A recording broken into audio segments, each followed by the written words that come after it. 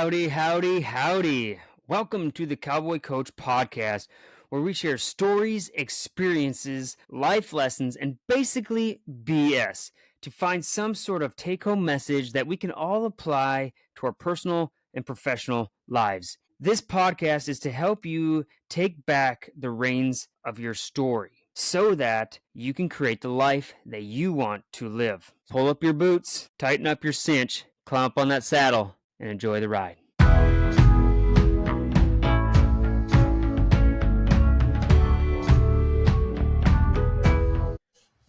All right, howdy, everybody. Welcome back to the Cowboy Coach Podcast. I am your host, Jon Anderson, a.k.a. the Cowboy Coach, and I am excited today because I have my very first guest on the show. I'm super excited. When I started this podcast, I had him in mind because I was like, you know what, I want to bring in somebody that that I know well, that I get along with really well, that we're like-minded, somebody that I admire, I respect. And so when I first started this podcast, he was the first one that came to mind. So I am honored that he said yes. He agreed to join, and he is here. His name is Dillon Swanson from Raise Em Rank Rodeo. He's from Canton, South Dakota, right? And he's a husband of is it 14 years now, Dillon? We got married in 2010. Yeah. 2014 years. I'm pretty good. Good. Questions like that, because if I get them wrong, I'm going to get in trouble. But yes, we got married in 2010. Now, so. I love it. So husband of 14 years. He's got 4 beautiful kids, and trust me when I said they're 14 kids or something like that. Oh. Not yet, right? Yeah. No. You're just getting started. You got 4 kids. Your youngest daughter just turned 1, I believe, right? Yep. So that's exciting. So you're just getting started. You're working your way towards that, to the 14 kids there. No. So, but I'm super excited, Dillon, that you agreed to join the podcast.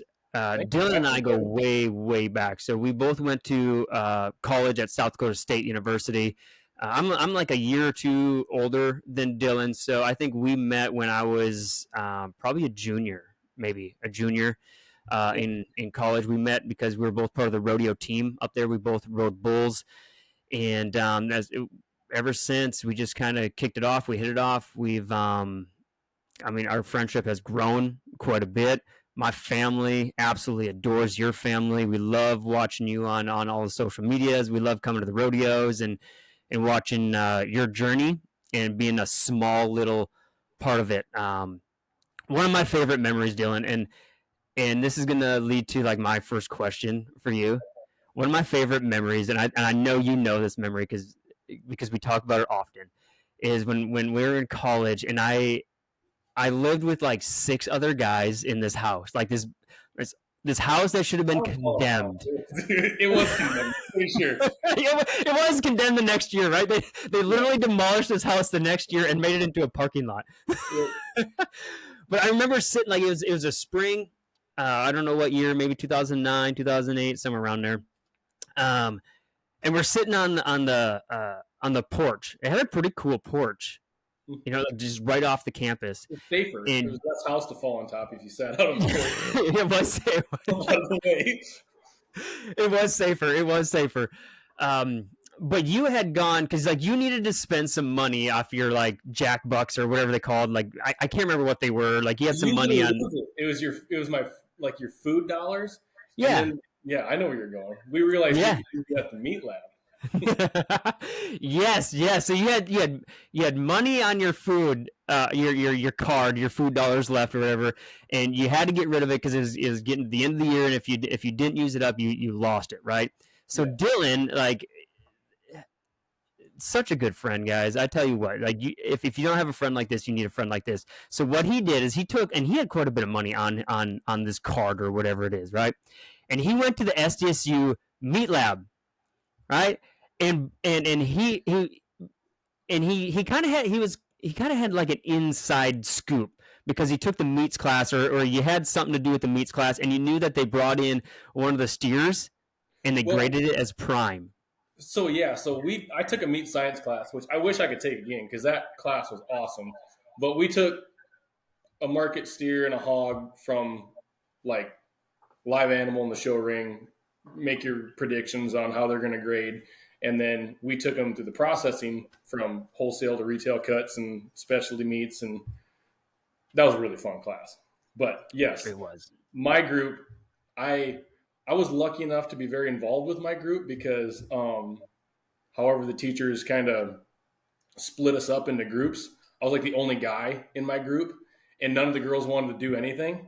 And I was like, I'm learning so much right now. And so, yeah, our group's steer graded prime, and I'm like, well, I got all these Jack's bucks or whatever you call them, and there's no way unless I took like the rodeo team out to lunch at the Commons. I ain't doing that. So I went to the meat lab and they weren't going to let me do it. So then I went to administration office and I was like, it's food. It's my money. I want to use it in the meat lab. And I told the guys in the meat lab, I'm like, I'm buying every cut of steak off that steer that we can get a hold of. And so had to pull some strings, but we got it done. Yes. Yeah. So in that, and I really wasn't going to go here, but that opens up a little bit of, and I'm going to get back to the story in a little bit, but that kind of gives you an insight of the character of who Dillon is. Like Dillon, like as far as I've known him, if he's got a goal, he's got a vision in his mind, he does not stop. Like, yeah, he's hungry. He was hungry, right? And it goes back to that Les Brown. You ever see that Les Brown speech? He's like, you gotta be hungry, right? And Dillon was hungry, but ever since I've known you, Dillon, like it doesn't matter. Maybe it's the stakes, because this is like a prime graded steer, right? It's awesome, right? Or it's really anything that you have ever been committed to, like any kind of vision or any kind of goal that you've ever had. Like nothing stops you. You figure it out, right? Like, so you had a bunch of people, like when you're trying to get the stakes, people told you no, whatever. You didn't stop at the no. You're just like, no, I'm just going to do this. This is what I want to do, right? So long story short, what happens, he gets all the stakes. He comes over to my house because I had the house, right? He was still living in the dorms. Comes over to my house. We had a grill, and it was like the shoddiest grill ever. But I tell you what, guys, he made these steaks so perfect. And I swear still by like this day, those are the best steaks I've ever had. And we grilled up some potatoes with it. We had those steaks. I think my wife was there, right? I mean, she wasn't my wife at the time, but she's my wife now. Yeah, you guys were fresh commodity there. Yeah, we were just started dating, but yeah, some of those meals like that, dude, like it's who you share your table with, right? So like the food hits home secondly, but you're around people and you're doing stuff you want to do, and you're just having a good time with it, and the stresses of later life haven't really sunk in yet, so yeah, it's kind of like after a long day's work, and baling hay or doing something or riding colts or setting up and tearing down an arena. I mean, it could be an MRE, from the military, and you're like, oh, this is the best food I've ever had. So I don't know how much of it was that and how much of it was the fact that they're actually really good steaks, but I think it was maybe a little bit of both. I think so. And there's a lot of folks out there that say it's the quality of your life is dependent on the quality of people that you surround yourself with. Yeah, we've been pretty blessed with that. We lucked out on the marriage side of things too. So 100%. They cooked married out. I can't take any credit on the potatoes or the sides or anything, but I'll make a mean steak. No, amen to that, brother. But yeah, so and I remember, like, so we were enjoying those steaks, eating on the porch on that couch that sat out there, and I just remember we even had that little bucking machine that we that we broke and we built, that Yeah. sat there, and Neither one of and us had any business welding, but yeah, we got a oh lot of good. yeah, that thing was so dangerous, so dangerous. I'm surprised I we didn't still kill. have it. I've Like, got a kid. that was There's a kid that that was borrowed it. A young bull rider, trying to get better, and that thing's been sitting around here. I move it around all the time, and I sent it with him a little while ago, and so yeah, it's still creating bull riders that's somewhere. good. That thing's probably more dangerous than some of the bulls that we got on. I don't know about that. I didn't fall off that as many times as I fell off a bull. So I do remember when we got it built, though, when we put it on a trailer and we're going to haul it to your house. And I'm like, hey, we're not just going to haul this to your house. I'm like, you need to get on it while we drive across town. And then I remember getting pulled over. And I don't remember if you were, it could have been like Coughlin or somebody that was riding it. And we get pulled over, and the police officer comes up to the door because, like, it's pickup pulling a trailer with a bucking machine on it and just bucking it as hard as he can driving down like Baderi Avenue in Brookings. And police officer's like, where are you going? I'm like, we got like 3 more blocks, man. He's like, I don't even know what to say. Just don't do it again and get to, like, I don't even know how I write this up. And I'm like, awesome, thanks. So he was really cool about it, but yeah. Yeah, there's not a checkbox for like what to write that down. It's not speeding. It's not. We needed to recreate the forward movement. So 25 miles. Yeah, there you go. I'm pretty sure that was you and Coughlin. I'm gonna have to get him on a podcast next. All 3 of us should get, like, we've got some wild stories. I think we could tell. That would be like a condemned. I'm pretty sure he broke a wall out like the fall before they're going to tear it down. But yeah, that was good times. And I don't know if it's a strength or a weakness. The whole, when you get your mindset to something, I think that could definitely like. There's been times in my life where you try to make a square peg fit in a round hole, and sometimes it's a good thing, sometimes it's not. But it's definitely, I think I get that from my grandpa. So stubborn. Well, I think it is a strength. And so I view strengths a little bit different. Like, strengths can be your superpower, but they can also be your kryptonite, right? Yeah. So, and just to kind of like paint that picture, because I think that's a good picture. Because, like, so what makes Superman? Like, his strength, right? He's got some other powers, but his strength. Okay, yeah.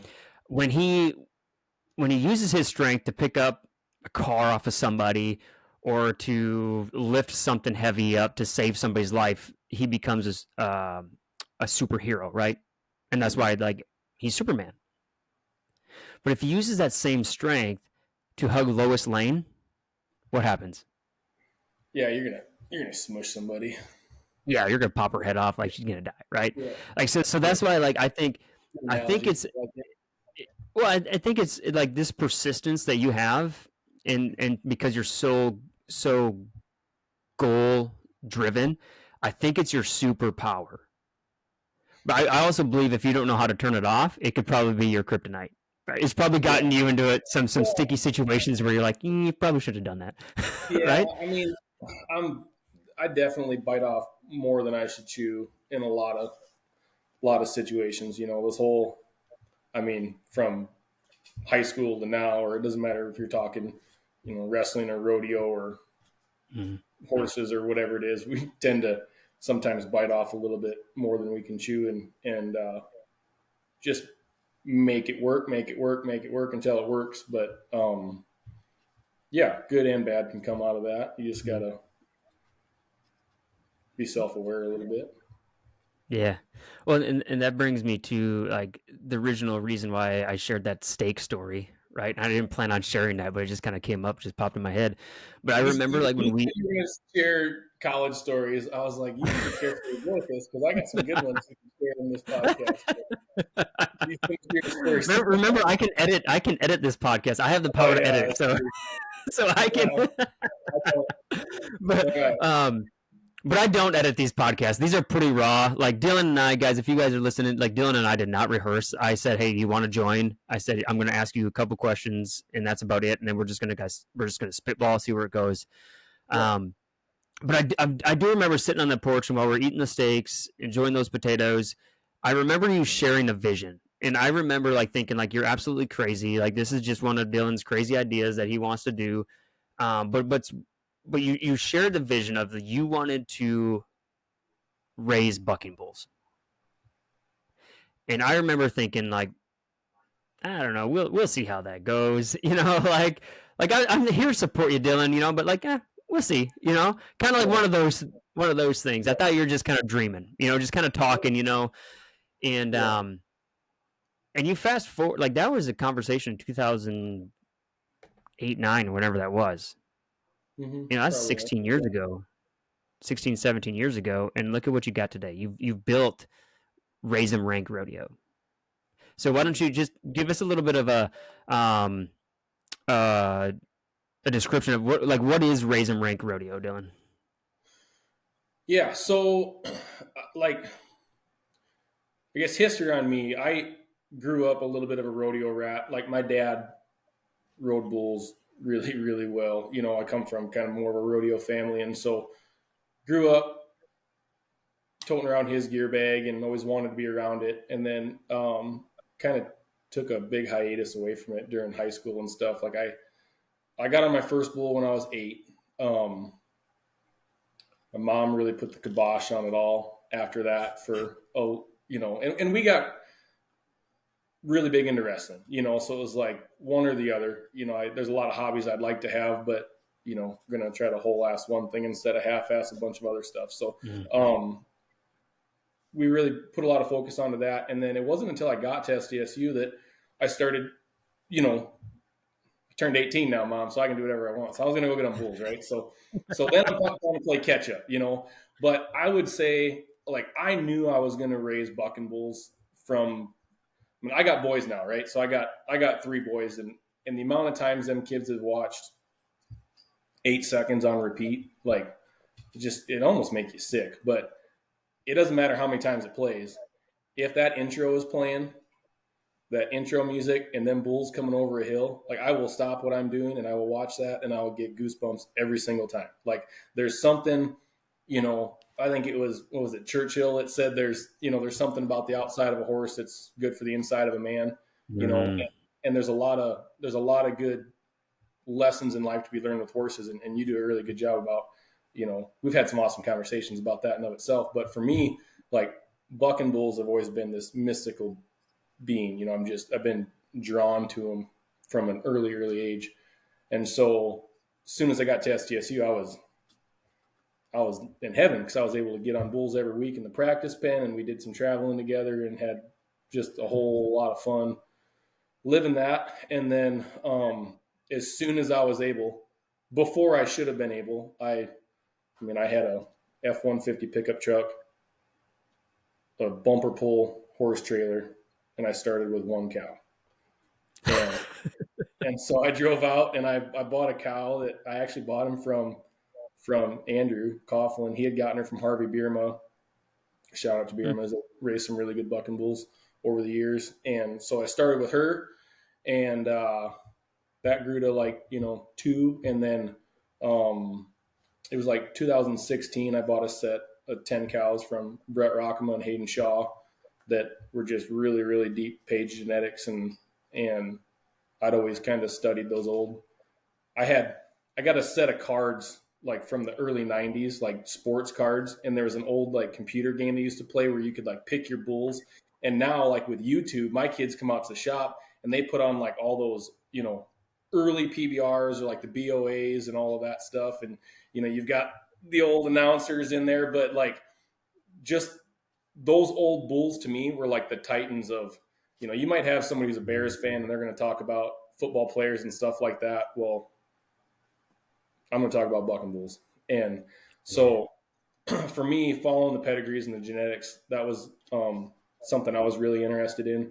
We wanted to start the Swanson bucking bulls deal, and we did that for a little bit. And then it's tough, there's no events. It's just kind of a flooded market as far as contractors and stuff goes. And I wasn't really interested in taking events from other people. So I was more focused on building something that's my own with my own venues. And so we started with some practice pens, and those early practice pens were kind of like the, if you build it, he will come kind of conversation. We did.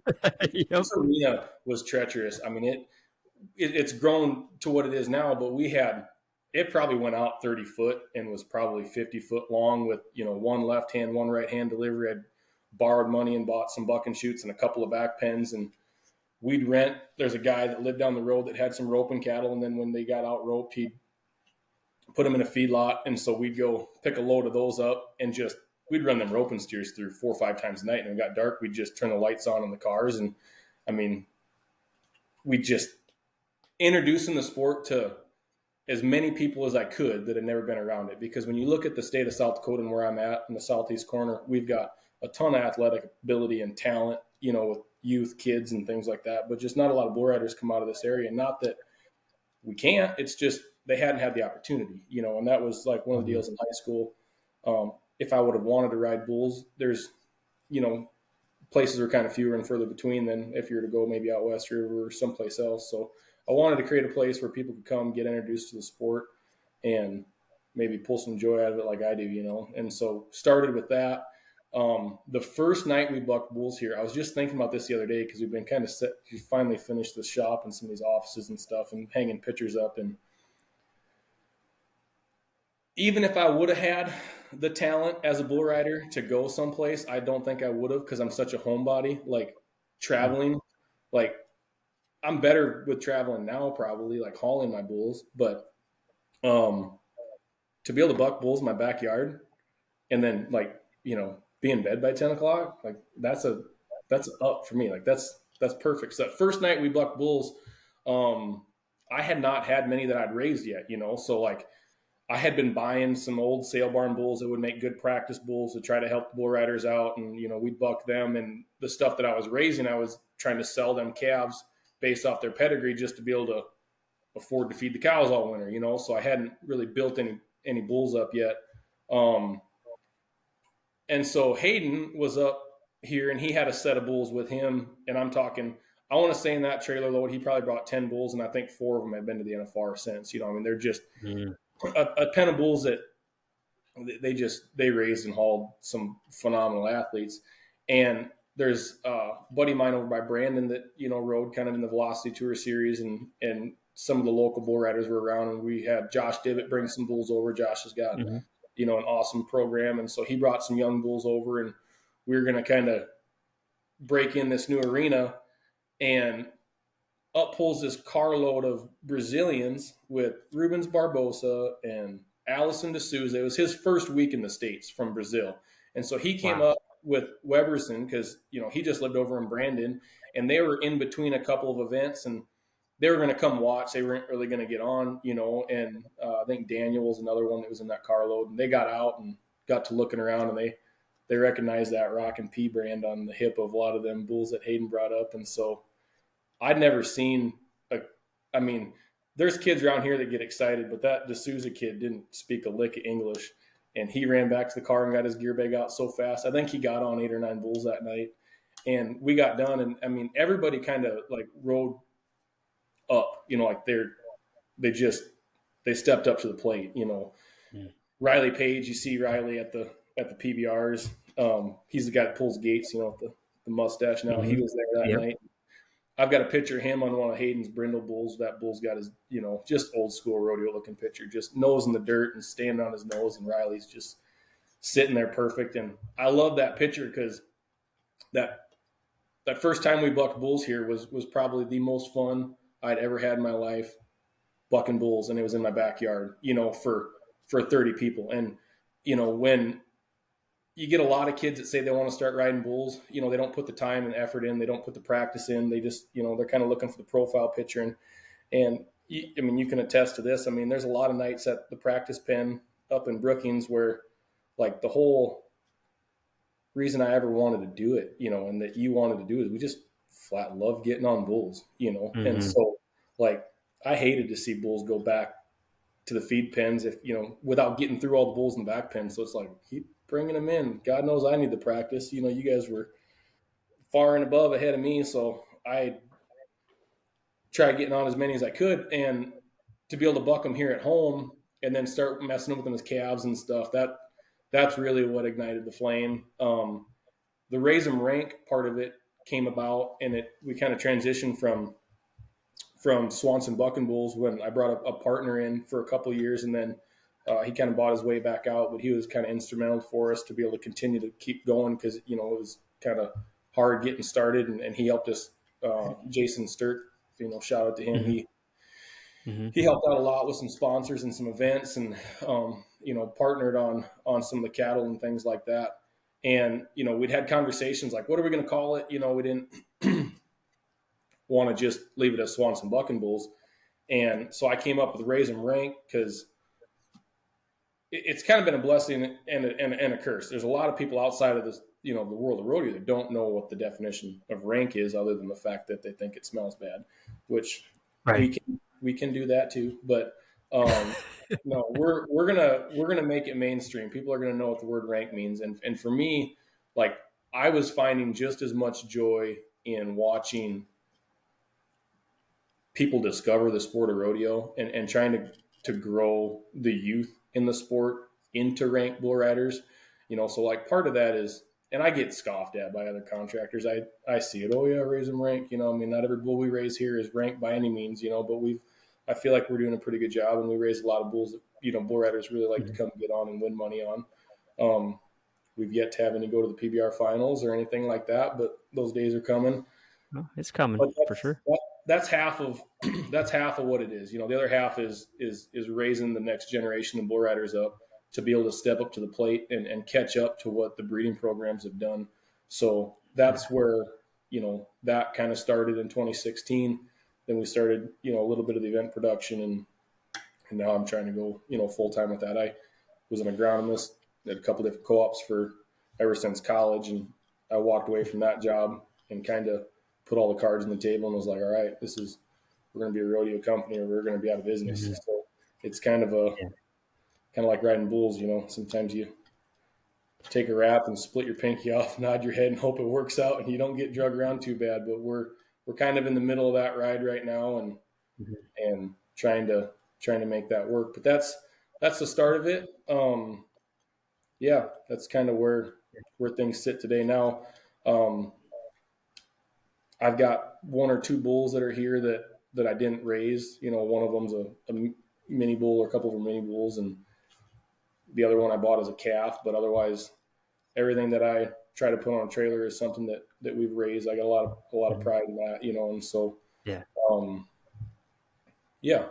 having fun with that part of it, and my boys are getting older too, so it's fun to see them be more involved and help with some of that kind of stuff. But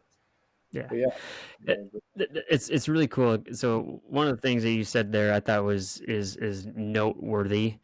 Because like sometimes when we're pursuing our dreams, or like when you said, hey, I'm going all in on this. Yeah. Riding bulls is a perfect analogy for that, right? Like you warm up your rope, you tie, you wrap, you get your wrap, right? Slide up on your rope, you nod your head. And as soon as you nod your head and they open up that gate, there's no turning back. No. And that's kind of like what you did too, like, hey, you're going all in. There's no turning back. You put all your all your marbles on a table, and it's going to be what it's going to be. Yeah. Right. I mean, it's and it's like for guys that start horses and stuff like that too. Like, people around you notice when you're only half into something, whether you're half into the conversation you're having with them at dinner, or you're, whatever else. But like, there's only a couple of things in life that you really want to make sure that if you're going to do them, you're every time you do it, you better be all in. And riding bulls is dang sure one of those. Like, if, sometimes I'll get kids will come up, they'll get on some practice bulls, and what'd I do wrong? Mm-hmm. Being a cowboy sometimes is being brutally honest. And I've told more than one kid, like, you nodded your head. Like, it's just kind of the way it is. It's not that they're not excited and they don't want to be there, but when you nod your head, and there's times when I nod in my head that's where I screwed up. Like, I just mentally, when I went to nod, somewhere wasn't ready, because when they cracked the chute gate open, it didn't go my way. But like, you have to be all in this sport to compete in it. And there's a lot of people that do, they can raise buck and bulls as a hobby and part-time deal. And that was us for a long time. And I just for me, it's like, I want event production and, raising bucking bulls to be how I make a living, how I support my family, how I put food on the table and pay the bills. And so in order to do that, you have to be all in, just like, Cowboy Coach, you got to be all in, for sure. Well, I think that's something that a whole lot of people don't talk about. There's a lot of people that, there's a lot of the world that talks about balance, and people are seeking balance, like work-life balance. Yeah. And I don't really know if I believe that there's work-life balance, right? I say that to set this up, because so many people, when they're trying to do something, they don't fully commit. They're just kind of interested. They're like, we'll do it when it's convenient, when it looks right, or when it all works out, when the stars align. Yeah. Right. But if we only do it when we're interested, then we never really get the result we want to get. Right. Yeah. And when we're standing in half, like when we got one foot in the fire and one foot out, it gives us an excuse for why it didn't work. Like, well, I really wasn't fully committed, or I was just kind of just dabbling with it. Right. Like, I think in order for something to really work, and I know there's exceptions, I get it. Right. But I think there's a big misconception in today's world is like, you have to be committed. Yeah. Like, if you want to have a dream, or if you've got a dream, like a big dream, like, you have to be committed. Like, you got to be all in. Yeah. And it's going to take some sacrifice. Yeah. The sacrifice is exactly what I was going to say. Like, you just had a podcast, Work in the Dark, and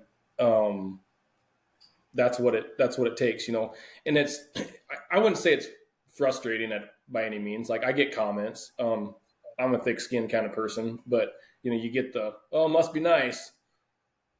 Yep. Mm-hmm. Must be nice, and people just, they don't see the work that goes into it, and the stress that goes into it. And like with the rodeo cattle, I mean, the risks, I mean, what I'm doing, or what I'm attempting to do, like Raise Em Rank Rodeo, we're like, this isn't a success story yet. Like, we're not a success story yet. Like, we're pushing, we're trying to make this dream work. But unfortunately, like, all the cards, like, control what you can control. Like, I try to control everything I can control, but there's some things that are out of my control. And that is what it is. It's either going to work or it's not, but it's not going to be because I didn't turn over every stone, and I didn't try to force this square peg in a round hole, like, I'm going to make this sucker work. And it's not always fun. And you talk about anybody that goes off, from their day job, that has a dream of starting a business or becoming an entrepreneur, or doing something on their own. Like, there's that safety net of a steady paycheck, of health insurance. There's that safety net there. And then when you go off and want to, take that risk and nod your head, like we said, like, once you open the gate, like, you better be screwed down and committed to it, because there's no getting off the train once it's left the station. You've got to ride this thing out, or you're going to get hurt a lot worse, if you're just kind of hanging on. And so the unfortunate part is that sometimes, because of those decisions that I've made, like, I'm not the only person that has to struggle with some of that. Like, our whole family's had to, to tighten our belt and sacrifice things, and I've had to miss things, and there's a lot of things that are harder because of what we're trying to build, but it's all because of the vision of what I firmly believe and have faith that eventually is gonna work out. It might not. I'm a sixth generation on this ground. Yeah. Damn sure don't want to be the last. So there's a lot of weight on your shoulders with that. So it's like, it's not just, all right, if it doesn't work out, at least you can say you tried. There's a lot of stress and stuff that comes with that, and a lot of, you can call it being cowboy, you can call it whatever you want, and it's not what it is. But it's like, there's a lot of people that just, they don't want to take that risk. And I'm not saying, and that's not a bad thing. If everybody was this dumb, you know, you don't need this many people wanting to take risks, you know. But like that's not been something that I was ever afraid of. You know, what do I got to lose? Like either I do it and I try to do it and it doesn't work, but I'm not gonna be 80 years old and sitting there saying, man, I think we could have done a good job if I would have tried to do this. You know, I'll be able to sit there and be like, man, we made it work or we tried, you know. So, Well, how many folks have you talked to, older gentlemen or whatever? No disrespect to them, but they'd have been like, "Oh, if I would have rode bulls or if I'd have stuck to it, like I'd have been good. You know, I'd have yeah, been real good. You know." And it's not just riding bulls. It could be with training horses. It could be anything. It could be something outside of agriculture. You yeah, know, it could be yeah. anything. Like if I'd have done this, it could have been big. You know, it's like, Coach well, put me in third quarter, I'd have thrown that football over them mountains, you know. Like yeah, right. everybody's a great quarterback when you're on the couch, you know, but Mm-hmm. it's that like your podcast, you know, it's that work in the dark. It's that, Mm-hmm. you know, all right, everybody wants to be a cowboy until it's time to do some cowboy shit. And sometimes doing the cowboy Yes. stuff isn't any fun, you know. No, it's The not cows, glorious. whoever keeps giving my phone number and schedule to my cows so that every time me and my family want to do one thing nice, like just go out to dinner, you know, maybe one time and like ready to walk out the door, neighbor calls, Mm-hmm. cows are out. Mm-hmm. You know, Yep. like there's so much stuff that goes with it that, you know, and the Mm-hmm. event production part of it adds, like the raising bulls part, that's the fun part. You know, if we're not cussing and yelling at cattle that don't want to be in sorting There's a them little out. bit of fun to that, though, too. I I mean, was gonna say, every one of us, I every was talking. cowboy, like when you're working horses, you want that cow to just tempt you a little bit, just to kind of make Yeah, it a little bit interesting and fun. I yeah. mean, we all want that little bit of Turn around and excitement. find out, you know. And so, yeah. So Travis and I were just talking about that. You know, it's like, man, if we weren't torqued off, we wouldn't be having fun. You know, so we like. He would probably disagree with that statement, but yeah, I'm sorting some, and so the other day we had one jump out yesterday, so we were just playing around with this yesterday on a cow.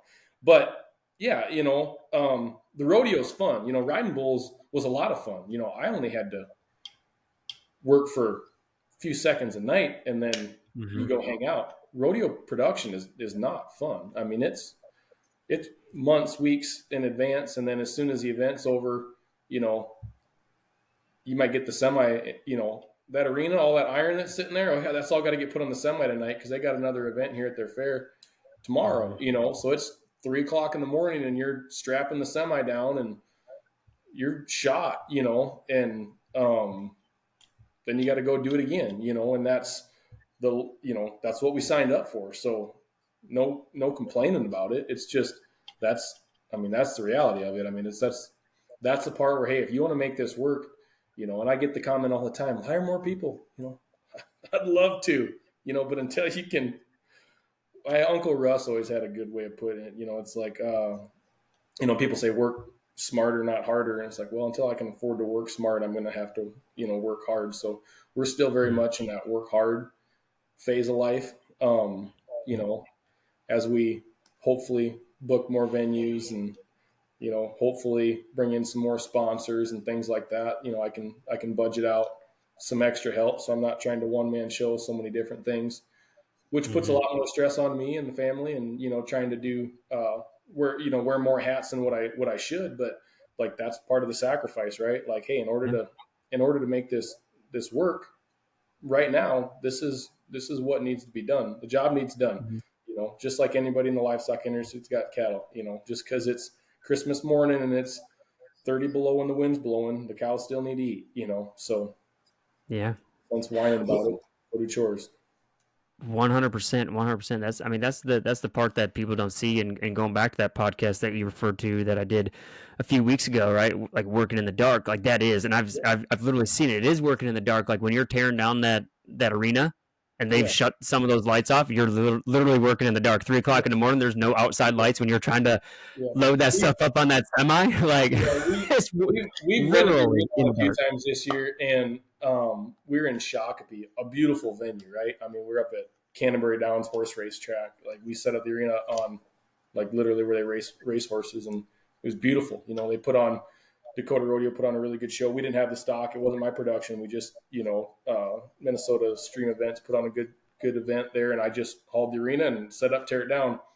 But they shut their lights off on us like 3 times when we're trying to tear down because they all wanted to go home. And it's like, well, we at least need lights, And so, yeah, I mean, it's, the event's over and like, oh, great job. And like in your head, you're like, oh, it's like, it's been a 17-hour day and the hardest part of it hasn't even started yet, feeling like, so, but yeah. And then like before the event, just pre-planning, I mean, there's whatever you're doing when you're planning, your next, event, speaking event and stuff like that. People, everybody likes to comment how, smooth a production goes or comment on how parts of a production didn't go smooth. But, what they don't see is like the reason it went smooth is because like I've probably got 20, 30 hours invested in how this is going to run all the way down to what bull gets loaded in what order, because we got to go from the lefts to the rights, and this bull doesn't back pin with this bull, and we've got to do this and that, so there's a lot that goes into it that people don't see, which is like any business. It's not that's not new for me and Raise Em Rank. That's any successful business has got the behind the scenes stuff that if you're successful, it's because you spent the time on the back end on it, so. Yeah. Well, that goes, like you said, for any business, it could go for sports, Yeah. right? Oh, Wrestling. I know you're a big wrestler. yeah. Could go for bull riding, starting a business, could go for speaking and coaching, right? Yeah. There's so much that goes into it than like what people see in the spotlight. Yeah. Like some people, like I've given quite a few speeches this year. It's been a phenomenal year for me. And, and people are like, "Oh, that was so great. You're such a gifted speaker." Yeah. And I'm like, no, like if you get like, I don't speak good most of the time.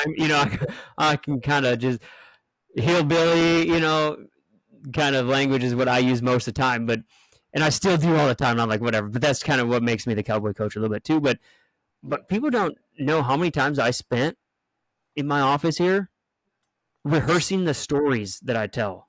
Yeah.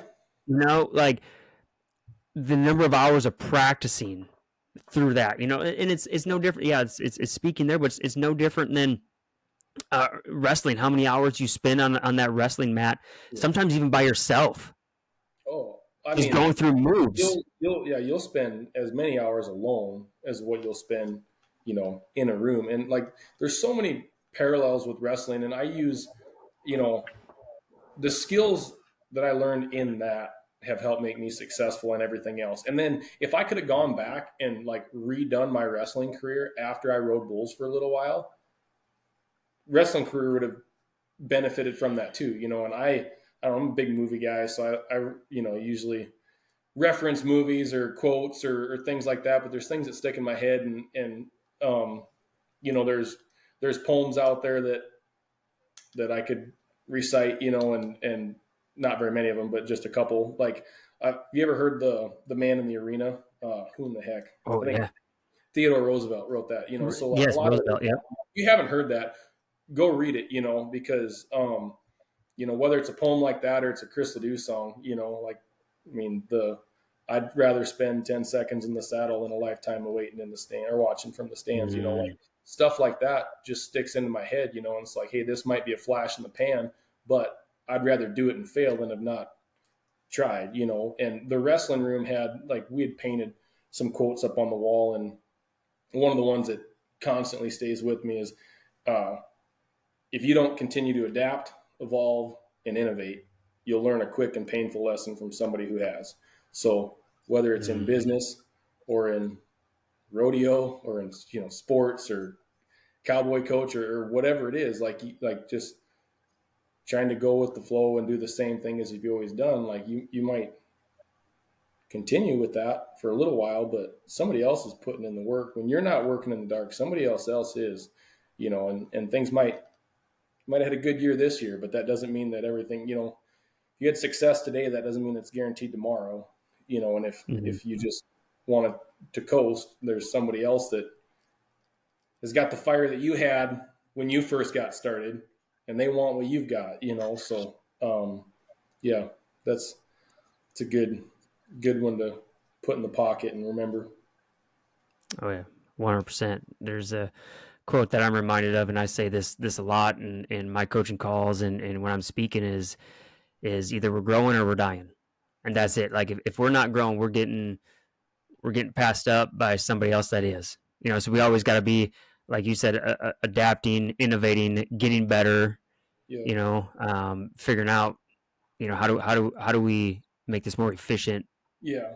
You know. And so like the wrestling part of things, and we've had, like, I really enjoyed just some of our phone calls sometimes. Like if I've got a drive and I'm going to be driving for a little while, my brain, I wish I could just listen to the radio sometimes and shut it off. But most of the time I'm making phone calls trying to organize something for an event or doing something like that. But rarely I'll get a phone call from Jon, or I'll call Jon, and we'll just get talking about horses, or like, and like I told you the other day when we were having a conversation, I was like, there's times where like I'll get into a slump, and it's, practice what you preach. And like you and I will get talking, and we'll start, talking about stuff like that, whether it's, growth or being comfortable or whatever. And when I get off the phone, like I'm fired up, I'm ready to go, and it's like a little motivational speech that it's nothing that we didn't know, but if you're not reminded of it, and it's easy for me to get, into a routine of just doing chores and just doing that and not like, kind of what's next. And so it's why it's so important, the people we surround ourselves with and the conversations that we have and the energy level that they bring to our lives. Because when I call you, I mean, I know I'm getting a certain amount of energy, and I'm like, I can't, Jon is calling me and I'm in a bad mood and being a little wuss, but I can't act like that because I know Jon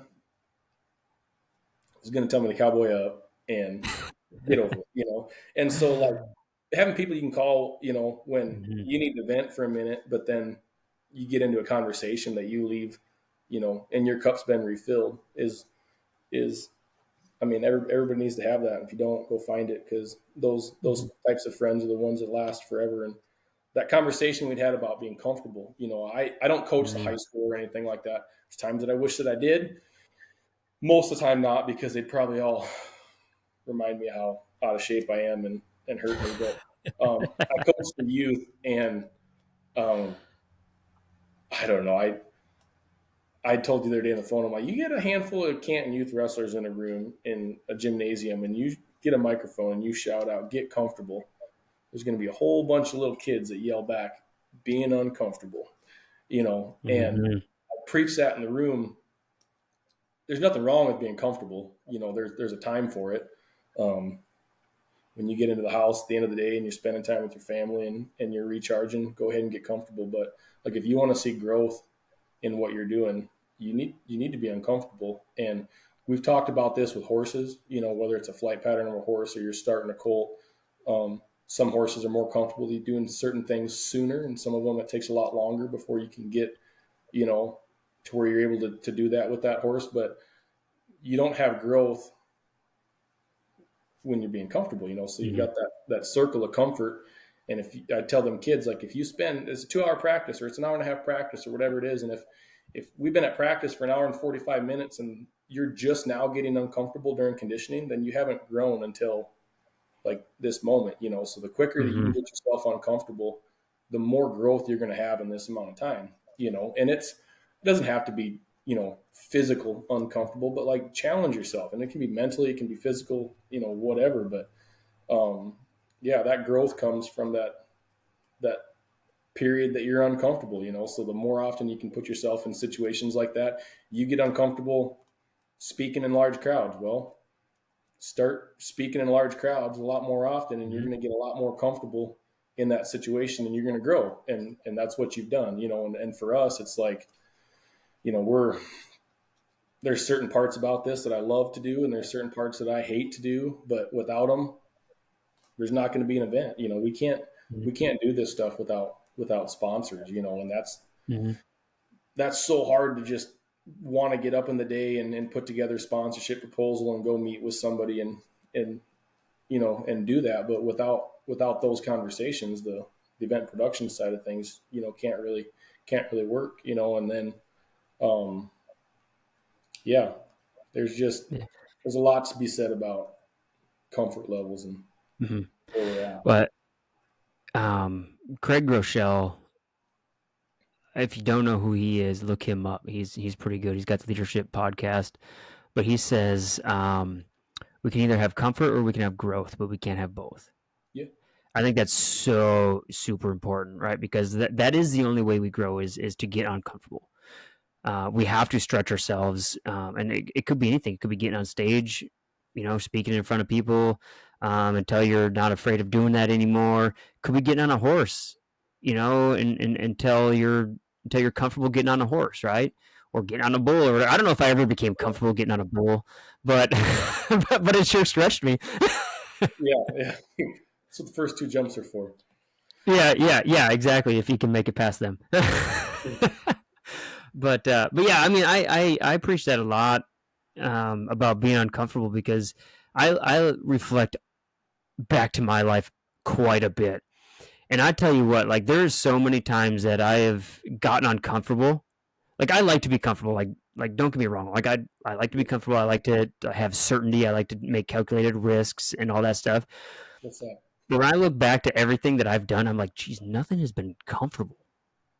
Like there's times, actually, there's more times than not, like when I'm working a horse and I'm about ready to step on it, like after I put the saddle on, I did all the groundwork, I'm about ready to step on this horse, and I'm like, oh man, do I really want to do this? Because they might blow up, but I step on it anyways, because I know that if I get on there, I'm one step closer to getting that horse to where it needs to be. Yeah. Right? Or I'm one step closer to where I need to get. If I get up on stage, in front of 10 people, 100 people, 1,000 people, whatever, I'm one step closer to where I need to be. Yeah. And it's that stretching ourselves and uncomfort is what's going to get us to where we need to be.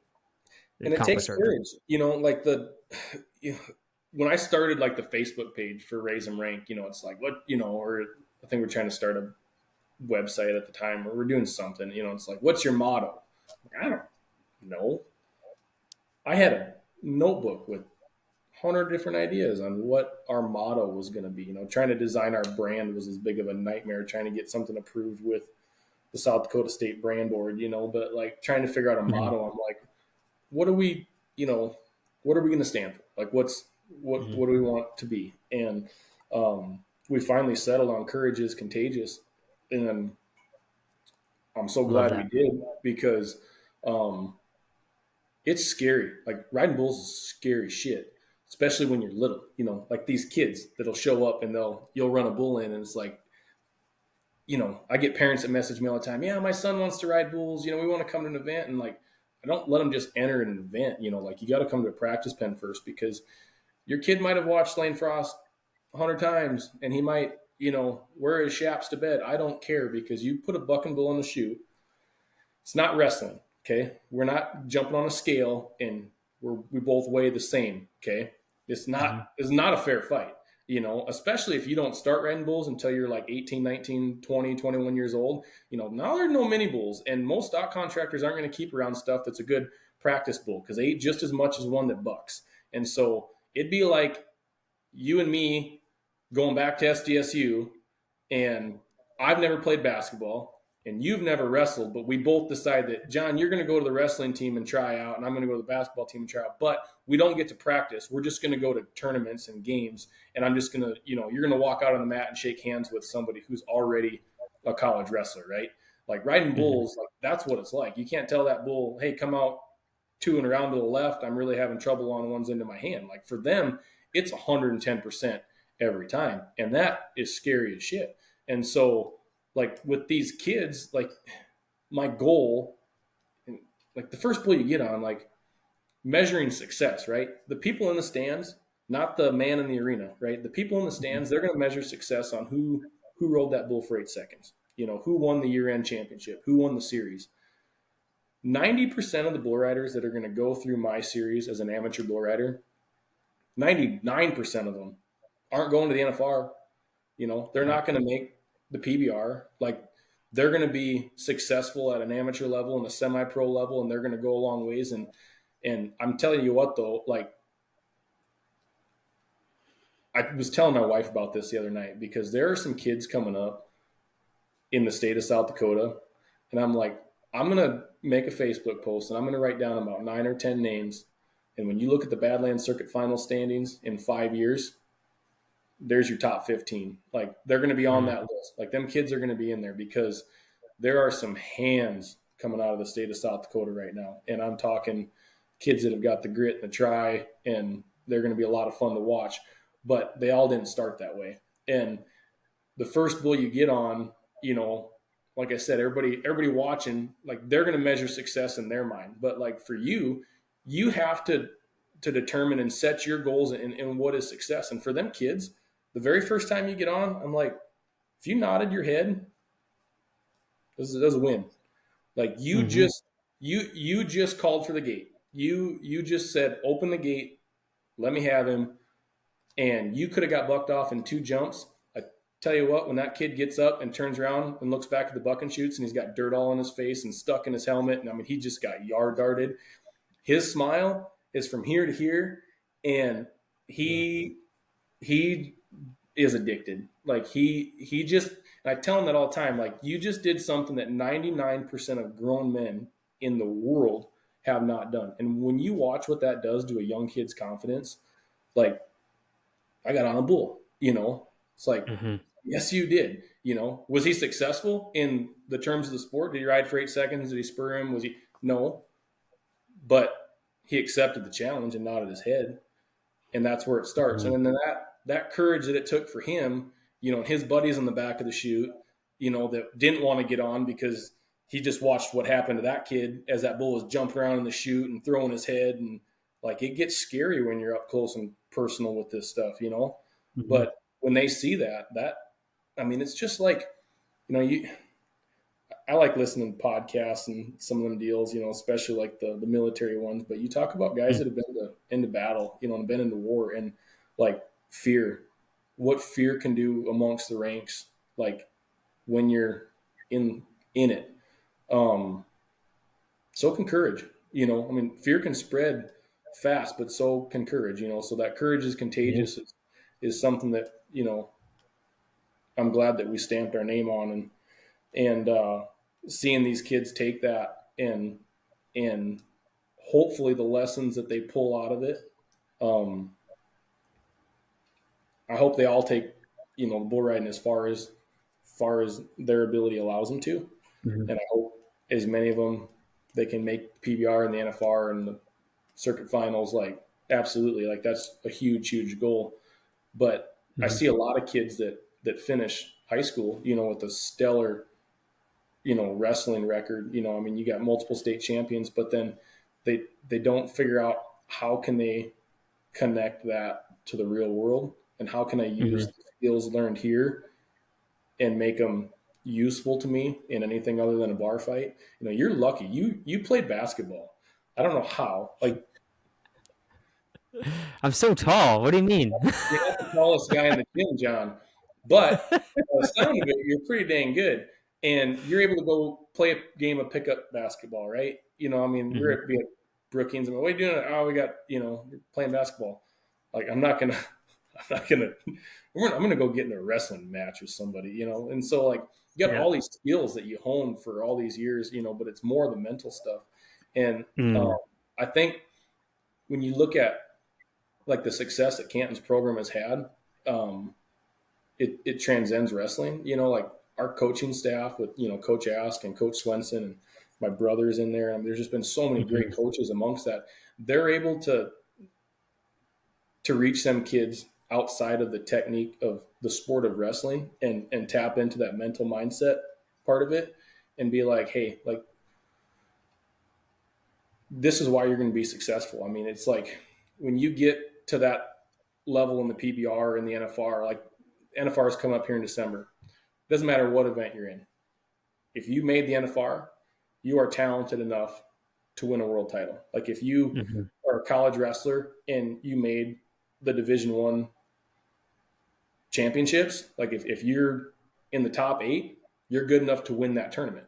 Like it's who showed up on that day and had their mind right, you know, and the ones that can like mentally recreate that. Ty Murray's got a book called Gold Buckle Dreams, and very good book, by the way.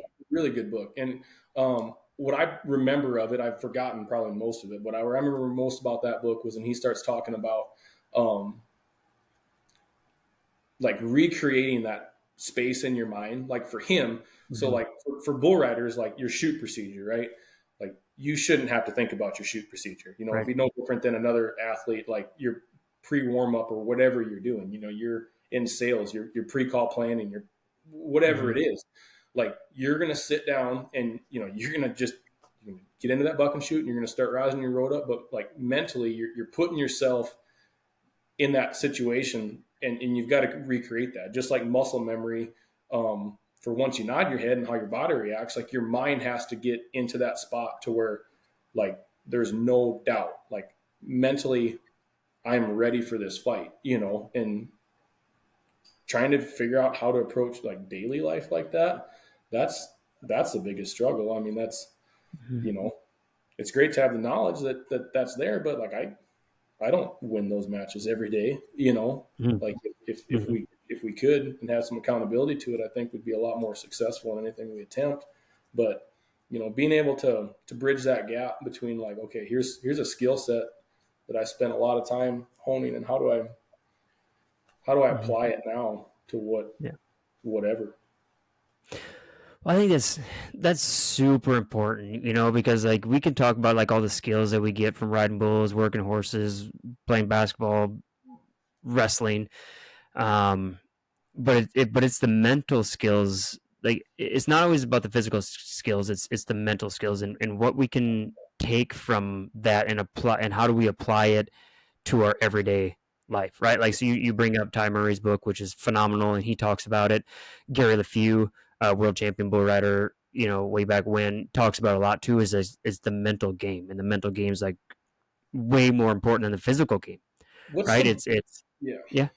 I was saying, he recommends a book called like Cyber something because like Cyber's. I've got it on my bookshelf too. I can't find it right now. What I remember about that is there was a year where he got hurt. You know, couldn't make the NFR or wasn't going to be able to make the NFR if he didn't ride, and he was out for an extended period of time. But like something about that book, like your brain can't tell the difference between a vividly imagined event and reality. Like if you wake up from a dream and you're like, that dream was so real and vivid, like I felt like I was there.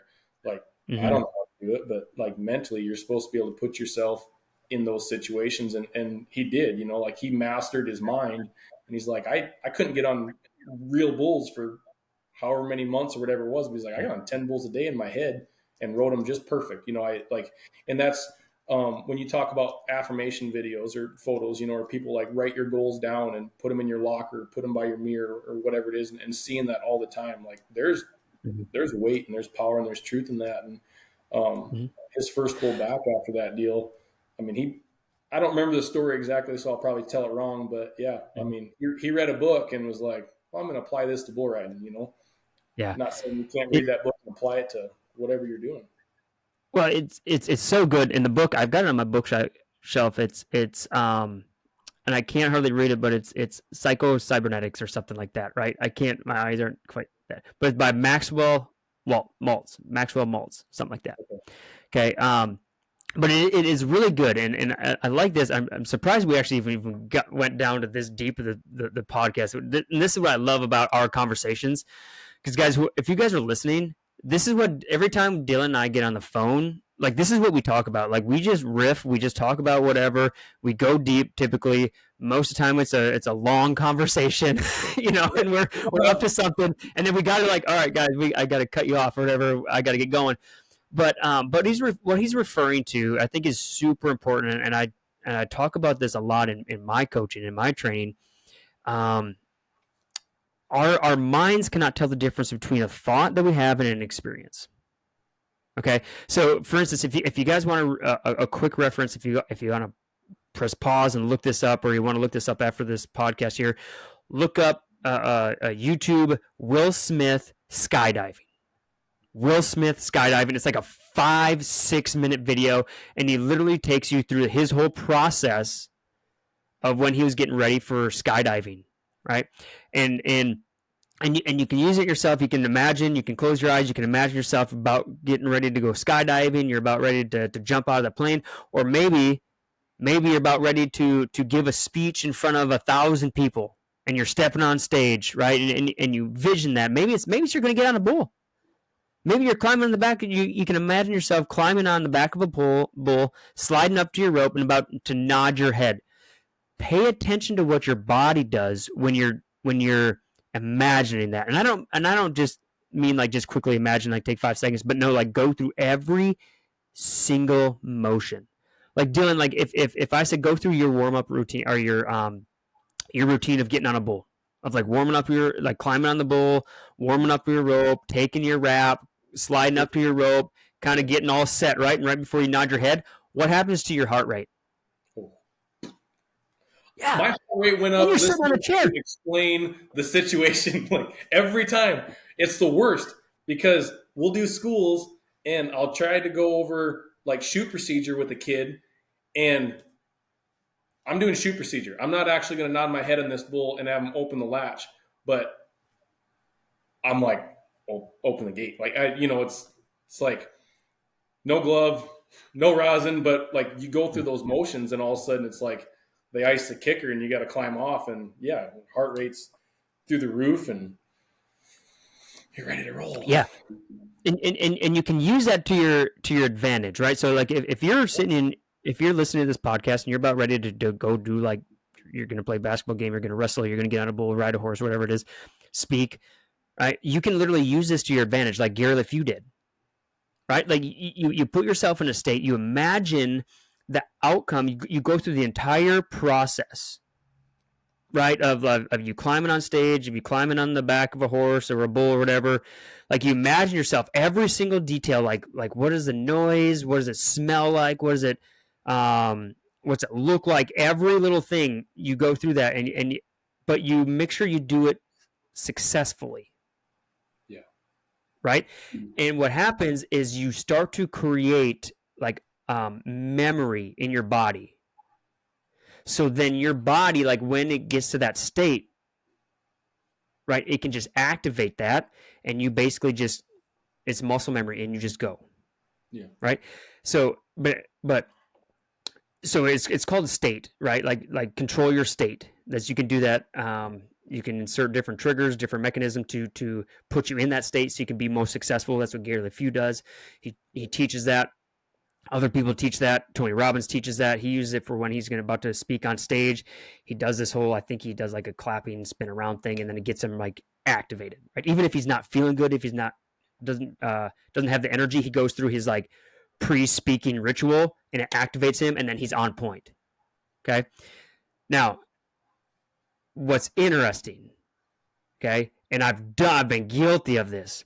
What most people do, instead of prepare and train their state for that, right? And think about like the perfect situation. Like this is exactly like, I'm going to get on this wrestling match, right? I'm wrestling this state champ, or this like I'm wrestling for the state championship, right? And it's the third period, right? And like it's tied up, and this like this stakes are on the line, right? And if I win, I'm the new state champ, right? And so if you're imagining that, what happens is most people won't go through their mind to imagine that and imagine victory. They won't put themselves standing up there and being like on the podium, getting the trophy or whatever it is, right? Yeah, exactly. All the way to the arm race. Yep. Getting on the bull, people, and I'm guilty of this. I did this a lot, especially in the beginning of my career. I would always imagine before I got, or when I got on a bull, I'd always imagine getting bucked off and how am I going to get the hell out of there? Yeah. Right. But see what that does is that works in the opposite of what Gary LeFew was saying of like, imagine yourself riding the perfect, spurring the bull perfectly and winning, getting a 100-point ride, the perfect ride. Right. See, but a lot of us go through life looking for what's going to go wrong. Yeah. Just trying to survive the situation. Yes. Not the situation. 100%. And then when we do that, we actually program ourselves to fail. We program ourselves to just survive the situation. Your goal wasn't to succeed; it was to survive it. And it's like with horses too, you know. So it's like, all right, instead of so like if you're mentally preparing, like I'm going to get on this colt, right, and your goal is to not get bucked off, and that's what you're thinking about, you know.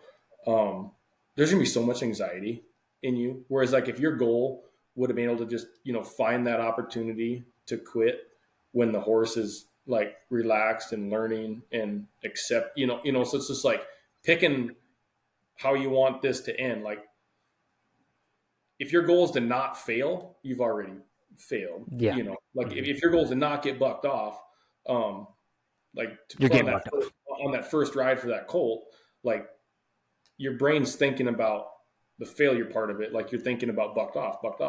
And now, you know, internally I'm getting nervous and the horse is going to feel and understand that. Whereas if like, and this is, I don't know, I didn't accomplish like a fraction of what I wanted to as far as riding bulls. Right. But I still learned and took a lot from it. Of course. With you know, different sports and different things. Like I wish I would have applied as much to the bull riding things as what I did like with wrestling a lot of times. You know, we had an art project one time, and the picture I took where I was drawing was a wrestler getting his hand raised and then the ref's hand, you know, and in order to like draw that sketch, I had to practice drawing that sketch a lot, you know. So like throughout high school, once I had to do that for art class, if I was sitting in class, which is a lot of the time, and I'm not like paying attention and I'm just doodling on the corner of the page, like I would draw that little picture like here, or I'd draw it here, you know, but it was like an affirmation picture, you know. It's just like that's the picture of success, right? But yeah, if you're planning to not fail, you're probably not going to be very successful. So like when you talk, we had a conversation a little while ago about goal setting. You remember that one phone call? Yeah. Yeah. So like a lot of the stuff we talked about there, it's just like, you know, setting those goals and resetting those goals. Like getting bucked off can be a good goal, but don't have that as your, you know, or like stepping up on stage and not fumbling through it. Like that can't be your goal, because now your brain is thinking about fumbling through it, you know. But if your goal is to you know, to finish strong with a standing ovation, like go make that happen, you know. Mm-hmm. Yeah. But, well, they teach NASCAR drivers, right? And I don't know if they teach at the NASCAR level. They probably teach it before then, like when they're just driving like little go-karts or whatever. But basically they teach these guys, like when there's a wreck in front of them, and inevitably there's going to be a wreck in front of them, right? Sure. Yeah. What they do is they train these folks not to look at the wreck. They train them just to keep your eyes forward, keep your eyes on the goal, your eyes on the prize, right? Because like inevitably what happens, if we've all driven before, like I don't know if you guys are like me, but when I drive out, if I'm driving somewhere, especially out in South Dakota, like I love driving out in South Dakota. Some folks think it's boring because it's just wide open spaces and hills, and I'm like, I freaking love that. Like, but I will be driving down the interstate or down whatever road, and I'm always looking. I'm looking around. I'm looking at the cows. I'm looking at the barn places, the horses. You know, like I'm like, oh, that's a cool place. That's a cool place. And then inevitably, what happens? The rumble strips, right? And I'm like, oh crap! I know, because they keep me centered. But that's exactly why they teach NASCAR drivers to look straight, because as soon as we look at the wreck, then we follow and we go into the wreck. And it's no different than what you were just saying, Dillon, and even what we were taught in bulls or riding bulls too. It's like if you're looking for where you're going to fail, if you're looking for where you're going to get hit, where you're going to hit the dirt, that's where you're going. Yeah. Right. I remember and I think I shared this story on my podcast a while back, but like when I rode at the Crystal Springs Ranch Rodeo, you remember that bull that they had, Crystal Springs Peach? The big red bull, big horns that. Yeah, I went to the NFR. Like I drew him. Yeah. I drew him, and it was like, what's I that? remember the ride, and I couldn't be there. And I remember I called you, and I was like, how'd it go? Because, I mean, this is a bull that, like, probably one of the coolest bulls I've been around. Yeah. Sutton's raised him. Shout out to Sutton's. He was bull. That bull was, god dang, he's cool. But they had him at the college rodeo. He was in the back pens at the college rodeo, like the year before. Oh, he was. I didn't know that. Yeah, and I was like, who? Like, they had some, they had, I can't remember what his name was. They had this, I think they called him Hillbilly, like this big paint muley that probably weighed, like, in my mind, he was like 2,200 pounds. And then they had that bull. So they had like bulls like that, but then the pen wasn't very even. Because then they had like some like Highlander calves. Like, man, you're going to be like 67 or 97. Like you don't know what you're going to get on at some of them. Literally the luck of the draw. Yeah. And I was standing on the back of the buck and shoots, and did Coughlin got him rode once, didn't he? Yeah, he did. He at the same rodeo that I went to, but just different night. See, I drew him on a Thursday. Yeah. And I got bucked off at like 7.5 seconds because I looked at the ground. I remember he's the one that sent me the video, because I asked him, because I called Andrew and I was like, how'd it go last night? And I asked him how he did. And I was like, how'd Jon do? And he's like, he got on Peach. And I was like, ooh, how'd that go? And he's like, he screwed him up at like 7.5. And I was like, no. Yeah. I'm like, you get the video? And it was one of the rankest bull rides. Like, I mean, it was just, so then hearing your opinion, or like your perspective, like mentally where you're at in that ride, I'm watching it. And like for you, all these years, like in your mind, that's like this failure, right? This like this almost, like, oh, I let that one get by me. I've watched that video and I'm like, holy shit, he almost rode Peach. And like, I'm looking at it like, man, I wish I could have rode that bull that far, like that. Yeah. To me, I was just like, man, that's like one of the best bulls going. And if like, there's not a better measuring stick. Like, everybody needs to measure themselves at some point. So like, you can't be undefeated if you're only going against mediocre opponents, right? Like you've got to, like if you're undefeated in something, go find somebody better, because there's somebody better at whatever you're doing. Trust me, and challenge yourself. And so like for you to go that far on that bull, I'm like, Jon, like the ability is there for you to go as far as you want in the sport of bull riding. Like you just have to mentally believe you can do it. Yeah. Well, mentally, and then want to be out, because I was getting, at that point, I was starting my career. Yeah. And I think I was married at the time. Either I was married or I was getting married. So I was like thinking a little bit more about my future. So I was like, I don't know if I want to continue, but that gave me some confidence for sure. Right. Do I like, I wish I would have got it, got him, because I think that'd have been so cool. But yes, there's like, I think so I consider it a win, right? In the sense that was the rodeo that started my dream to become a bull rider. Like not that specific like that, but like when we first started attending that, when I was just like a little shaver, like that was what started it. And then for me to, what's that? And then to come back and at the same one. Yeah. Yeah. It was like a dream completed, right? It was kind of like, so I look at that as like when you were talking about earlier about bucking your first bulls at your place. Yeah. Like the kind of the field of dreams moment where you're like, oh, this is cool, right? That was kind of like me. Like that was like it kind of came full circle. It finally came full circle, and part of me was like super happy. Like this is so cool to have this moment that I can actually say that I did that.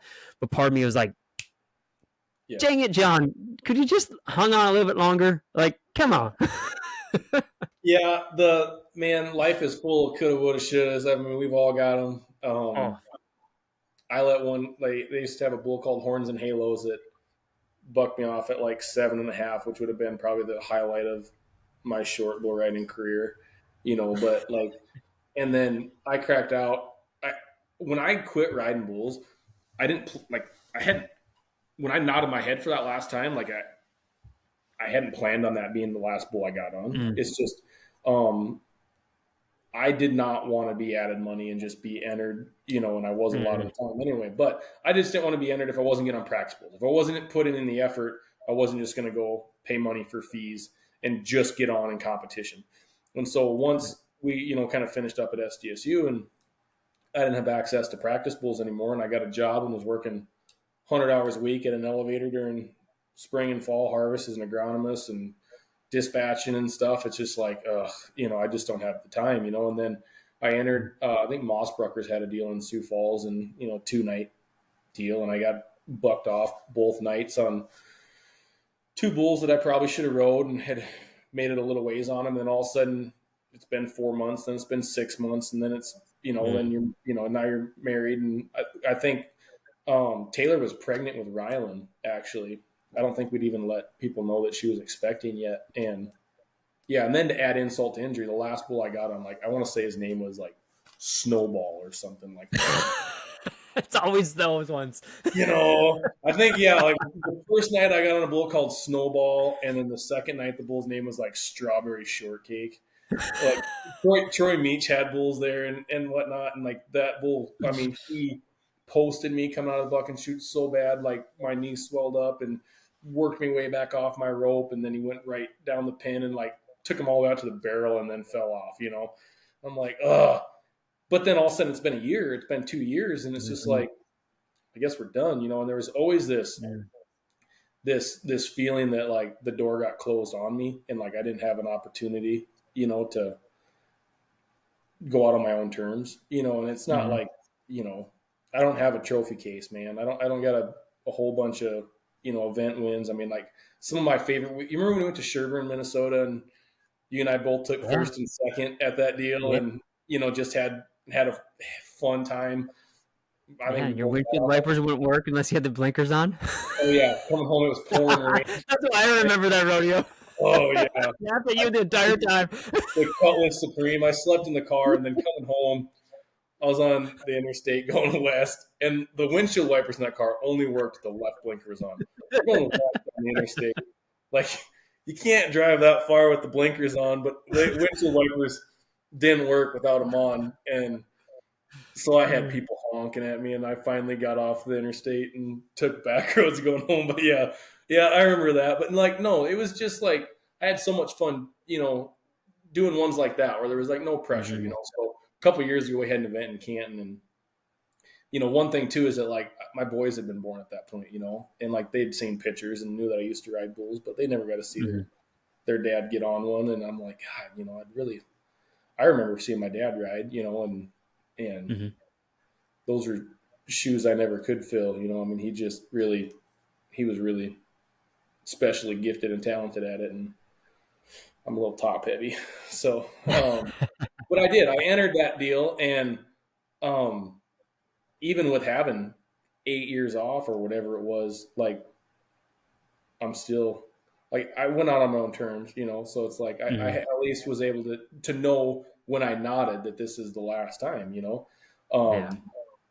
But I should have rode both those damn bulls, And so it's like it's just and like that you'll live with that forever, but you can't leave it, eat you up. You just at some point you just smile and shake it off. But at least it was on my terms, I got nothing to prove to nobody, and that's I think a lot of people in business or whatever, like whether they're successful or not successful. Some people are successful because of this. Like for me, it was never, other people's opinions of you, don't waste your time on it, like it might work, it might not work, but the man in the mirror is the only one that really matters at the end of the day.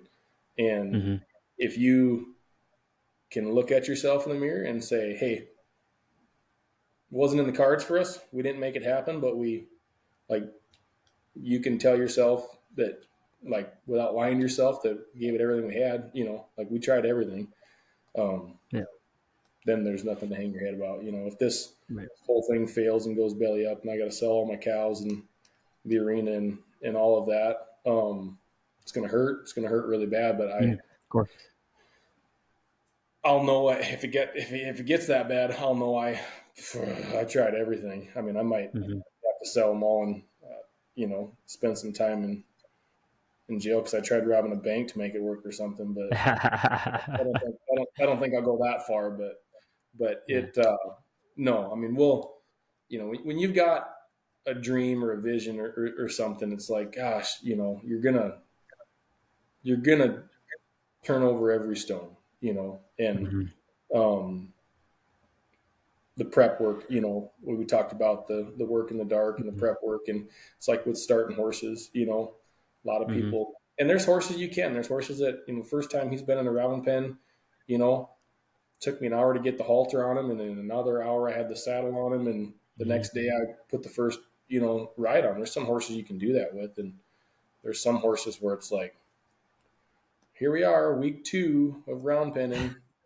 This horse is nowhere near ready to have a leg swung over him. Yeah.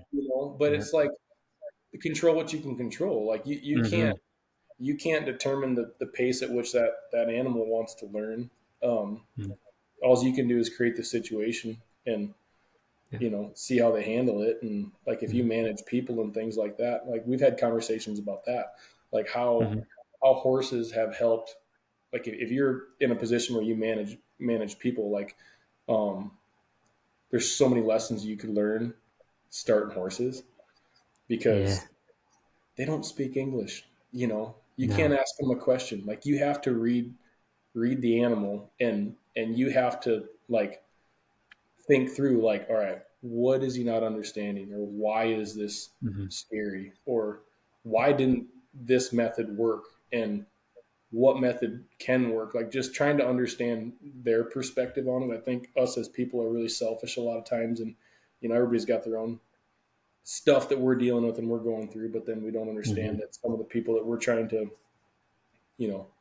coach or we're trying to manage or whatever, it's like, they might have reasons for why that's super scary to them, so animals are pretty cool with that.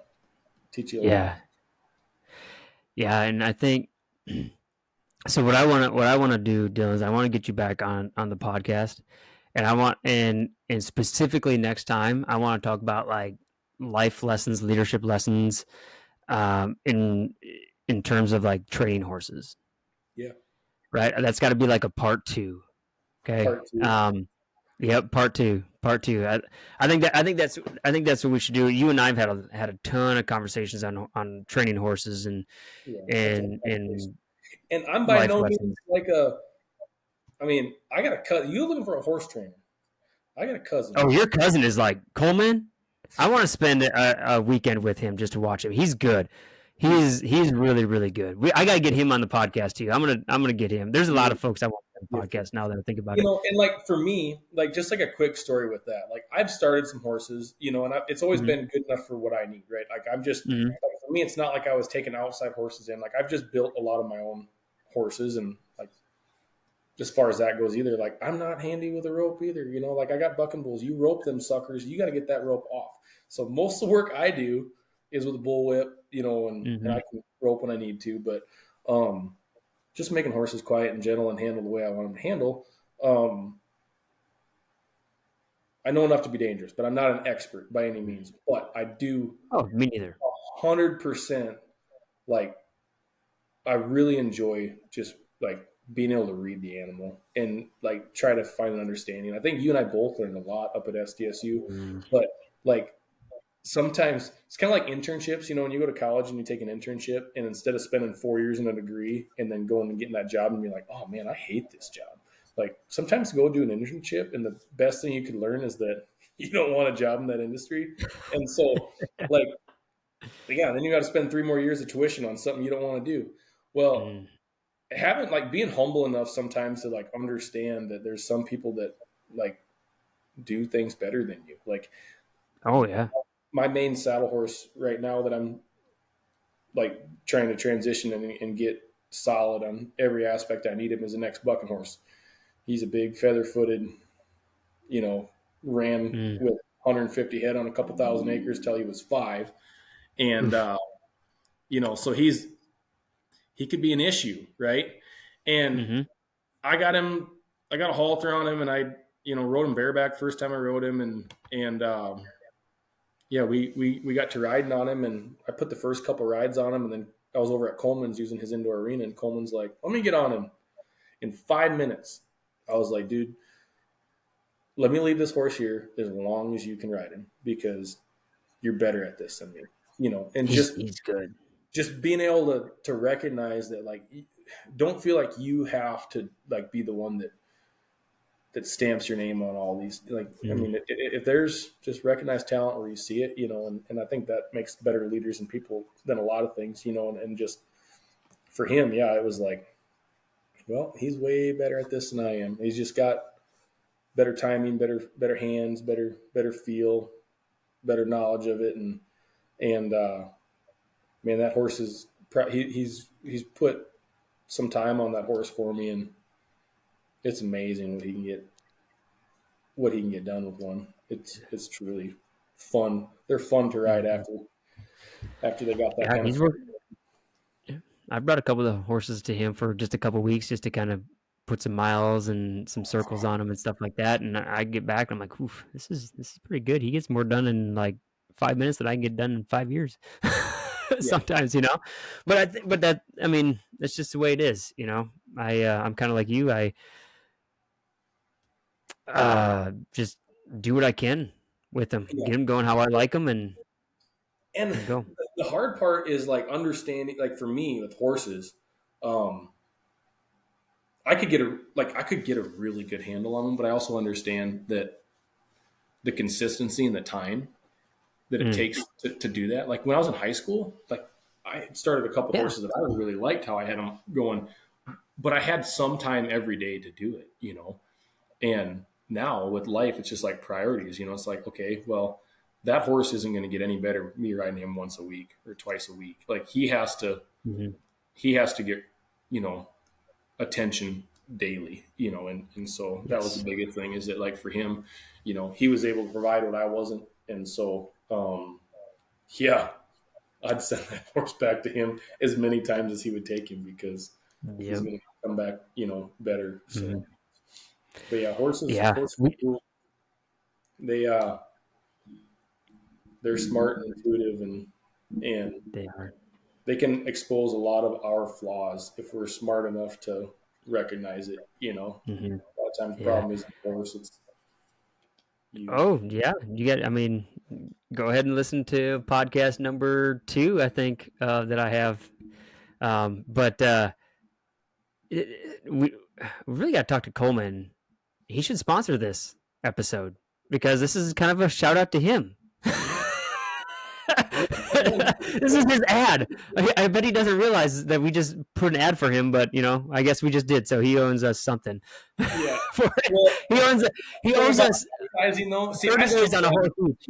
Yeah, I struggle with advertising all the time, because we're trying to sell tickets. Right? And so if I have empty seats, I obviously could have done a better job advertising, and we can do stuff. Coleman, I think he's booked for like 3 years. So yes. He's probably like, don't say my name. I don't have time for any more horses. It's like, okay. But he if you're in the market for some horses though, he's been raising a few. Yeah, they look pretty sweet too. It's fun watching him. I'm gonna have to interview him too, because I think that's pretty cool. I love your story with Raise Em Rank. I love what you're doing with the kids. I love what you're doing with your family. I think that's cool. I mean, that to me speaks more volumes than anything, that what you're doing, just how you're raising your kids, how you're leading your family. That's really cool. I look up to that a little bit. I kind of see your example. You're a little bit further ahead than I am with your kids. Your kids are a little bit older, but I see what you're doing. But I'm not screwing them up too bad. That's like big praise. Oh, you're not. Yeah. You're doing pretty good. You're doing pretty good. I get to see them every once in a while. I see lots of stuff on Facebook and all that stuff, and you're doing pretty well. So I like that. Keep it up. Keep raising them rank. I love that. Keep raising some of these other future bull riders up rank. But I want to end this. Got like a minute here or two. Okay, I want to end this thing, and Dillon, I gave you a little bit of a heads up earlier, and I try to end these podcasts, these episodes with something I call cowboy logic. And cowboy logic is just a quote. It's a cowboy quote, or it's just some sort of quote that we can just kind of stew on, or whatever. Do you have a quote or something for cowboy logic? Yes, I do. I had to stop thinking because the more I thought, I'm like, ooh, this one's good. This is good. Like, I got all kinds of them things. I love them. But, within our conversation, we talked a little bit about courage and courage being contagious. And, what that motto kind of to means for Raise Em Rank. And then I shared with you, this isn't the one that I put in my high school yearbook, but John Wayne's got some good ones. And one that I do love of his is that just courage is being scared, but saddling up anyway, and I think in a lot of situations, whether you're wearing a cowboy hat or not, there's a lot of things that scare us in life, and you can accept the challenge and tie your hand in and nod your head or throw a saddle on and swing a leg over or walk away and wish you did, so just don't be afraid to get bucked off every now and then. It's good for you. I love it. It's great cowboy logic right there. Brought to you by Dillon Swanson, or AKA the John Wayne. But Dillon, I really appreciate you taking the time. Like I said, we're going to schedule another one of these probably real quick. We're going to dive deeper into some other topics, but this was really good. Curious if anybody wants to follow you or check up on you, see what you're doing. Where can they follow you at? Yeah, Raise Em Rank, which, man, that's a hard email because there's two E's, so it's just Raise. Here, just make it easy. There's our logo. There you go. Raise Em Rank. Raise Em Rank. Facebook, TikTok. Yeah, check us out. We're working on a website. We got to get that stuff done. If you want to help support bull riding, sponsor a youth rodeo series or some bull ridings. If you know someone who does, reach out. There you go. But there you go. And maybe next time, if you want to sport, I can share my favorite Jon Anderson college story. Probably not. It might be a while since next time I get you on there. 2012. All right, we'll save that for part 2. There you go. That'll be like the cliffhanger, right? For part 2 of the Cowboy Coach podcast with Dillon. Thanks, buddy. All right. Thank you, Dillon. Have a great day. Take care. Yep. See you guys. Take care, everybody. God bless.